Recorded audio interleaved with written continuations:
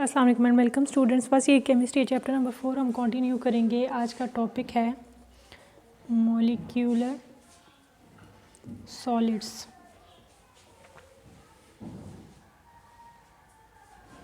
तो ये third type है सॉलिड्स की। इससे पहले हम आयनिक और कोवलेंट सॉलिड स्टडी कर चुके हैं।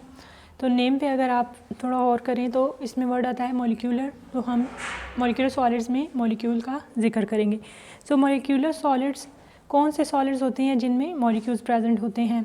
फिर दो तरह के हो सकते हैं मॉलिक्यूल्स सॉलिड्स के अंदर, लाइक पोलर और नॉन पोलर।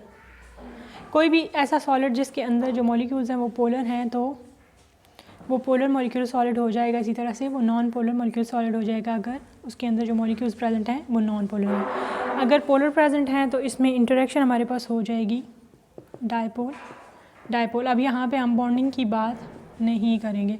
इसी तरह से अगर हम बात करेंगे नॉन पोलर मॉलिक्यूल्स की तो यहाँ पे प्रेजेंट होंगी, जैसे कि हम ऑलरेडी डिस्कस कर चुके हैं, लिक्विड्स में। सो यही फोर्सेस सॉलिड्स में भी प्रेजेंट हो सकती हैं जब नॉन पोलर मॉलिक्यूल्स प्रेजेंट हों। सो अब हमें पता चल गया कि दो तरह के मॉलिक्यूलर सॉलिड्स हो सकते हैं। अगर हम एग्ज़ाम्पल देखना चाहें पोलर मॉलिक्यूलर सॉलिड्स की तो हमारे पास एग्ज़ाम्पल है इसकी आइस और शुगर। इसी तरह से अगर नॉन पोलर की एग्ज़ाम्पल देखें तो आयोडीन जो है एग्ज़ाम्पल है नॉन पोलर मॉलिक्यूलर सॉलिड्स की। नेक्स्ट हम देख लेते हैं प्रॉपर्टीज़ ऑफ मॉलिक्यूलर सॉलिड्स। जैसे कि हमने आयनिक और कोवलेंट सॉलिड्स में देखा था कि बॉन्ड्स प्रेजेंट हैं तो इंटरेक्शन स्ट्रॉन्गर है, उसकी वजह से जो सॉलिड्स हैं वो हार्ड होंगे। बट यहाँ पे हम बात करेंगे एटम्स की अरेंजमेंट की तो रेगुलर ही होती है अरेंजमेंट,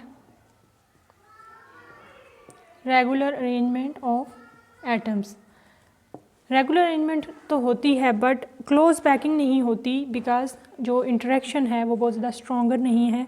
आल दो पोलर में डायपोल इंटरेक्शन है वो स्ट्रॉन्गर है वैन डर वाल्स फोर्सेस से, लेकिन दोनों ही फोर्सेस जो हैं या दोनों जो इंटरेक्शंस हैं ये कोवलेंट आयनिक बॉन्ड जैसे नहीं होते, ये वीकर होते हैं। इस वजह से क्या होता है कि हम इजीली कंप्रेस कर सकते हैं मॉलिक्यूलर सॉलिड्स को। ये हार्ड नहीं होते बल्कि इजीली कंप्रेस हो जाते हैं। फिर हम अगर वोलेटिलिटी की बात करें तो वो लो वोलेटाइल होते हैं। इसी तरह से low melting and boiling point,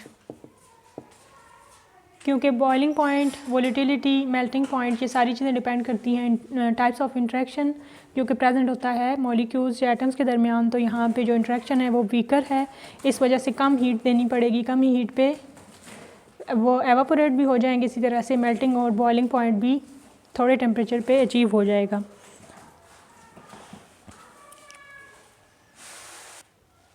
अगर कंडक्टिविटी की बात करें, conductivity, so they are poor conductors.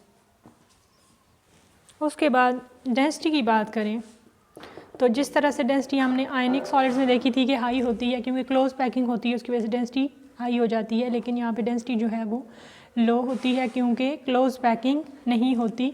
Molecules की इंटरेक्शन जो है वो इतना स्ट्रॉन्ग नहीं होता कि पैकिंग जो है वो क्लोज हो। उसके बाद अगर हम बात करें सॉल्युबिलिटी की, सो लाइक डिज़ोल्व लाइक का प्रिंसिपल ही हम यहाँ पे भी अप्लाई करेंगे। अगर हमारे पास हैं जी polar molecules within molecular solids, polar molecules हैं तो ये सॉल्युबल हो जाएंगे पोलर सॉल्वेंट्स में। लाइक हमने एग्जांपल देखी थी पोलर मॉलिक्यूल्स प्रेजेंट होते हैं किस में, शुगर में। तो शुगर किस में सॉल्युबल हो जाती है, वाटर में। तो ये भी पोलर है क्योंकि इसमें पोलर मॉलिक्यूल्स प्रेजेंट हैं, तो वाटर जो सॉल्वेंट है वो भी पोलर है। अगर हम बात करें नॉन पोलर मॉलिक्यूल्स की, अगर नॉन पोलर मॉलिक्यूल्स प्रेजेंट हैं मॉलिक्यूलर सॉलिड्स के अंदर, तो ये डिज़ोल्व किस में होंगे, नॉन पोलर सॉल्वेंट्स में।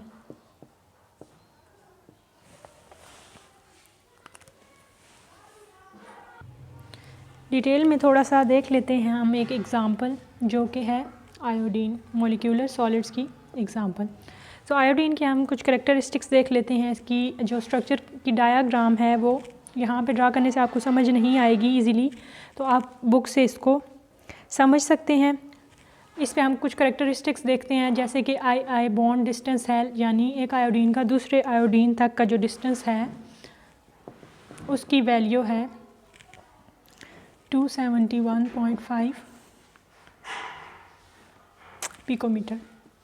तो इससे आपको थोड़ा सा ये आइडिया हो जाएगा। हमने देखा था कार्बन कार्बन का डिस्टेंस डायमंड के स्ट्रक्चर में, जब हम कोवलेंट सॉलिड्स को स्टडी कर रहे थे, कि उसकी वैल्यू थी 154 pm और ये कितनी है 271.5 pm।